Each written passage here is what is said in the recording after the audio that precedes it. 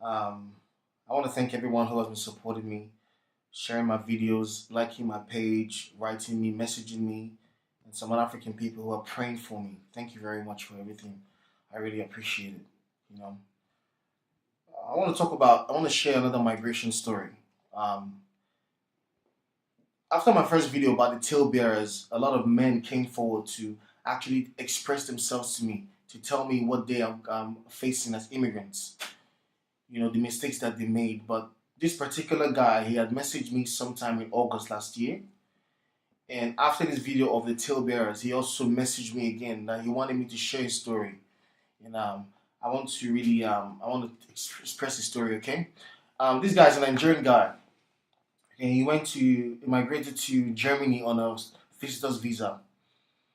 When he got to Germany, because he didn't have the rights to work, he could not rent a house. He was basically living like a fugitive, and then he was living on the streets. He would sleep back to back. He was just living. He couldn't really survive while he was in Germany because his visa didn't give him that ability to do so.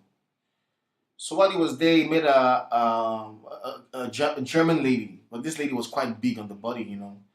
But this lady had a love for black men. So she had actually dated a lot of black men. So there was rumors going around that this lady had slept around. Everyone could sleep with her because she loved black men, and the community was very small. Any men would come to her, deceive her that they love her, and they would have sex with her and then leave her. But this was the woman who picked up this guy from the streets of Germany. She clothed him. She gave him a house. She put him in his house, in her house, and did all the paperwork that the guy needed to migrate properly. In the course of living together, they had a son. All right, they had a son. And after this son, they had another son. They had two boys. They had lived together for about 6 years. But when he started standing up on his feet, when he started, renting his house and living, driving a nice car while he was in Germany, a few African people came to him and said, "I hope you're not going to stay with this woman. I hope this woman, you're going to leave this woman. Now you got your papers. You have to go. You can. This woman has slept with everybody. You cannot have her as a wife." That's what they told him. You know what I mean? Not long after that, those words started getting into this guy. He would come home, have argument with the wife, beat her, lock the door, abuse her, insult her, because she has slept around, because his friends had put that words in his head. So now this guy went on Facebook one day and then found a Nigerian girl on Facebook, beautiful, slim girl. They started messaging each other. He would send her messages to text her pictures of her naked body, and she would send pictures of her body to her while on the phone.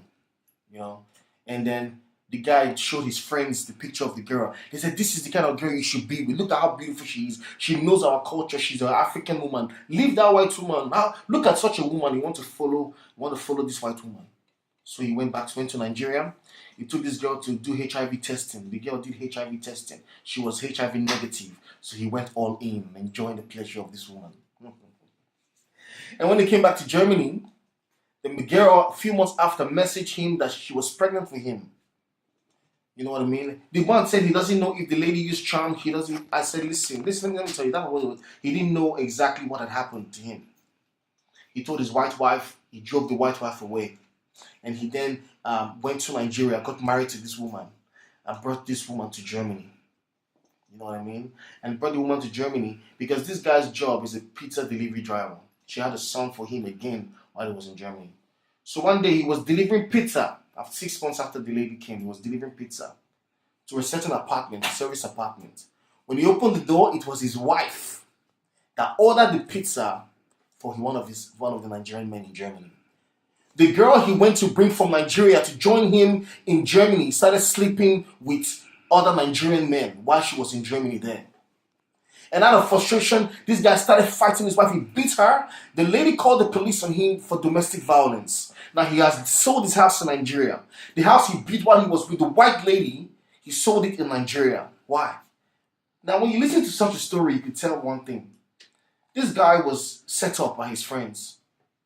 They set him up. Something happened to him. They just set him up. Where were your friends when you were suffering? Listen, if you are in the Western nation right now and you are thinking about doing what I've just mentioned, listen, learn from this story. Where were your friends? Where were his friends when he was on the streets of Germany?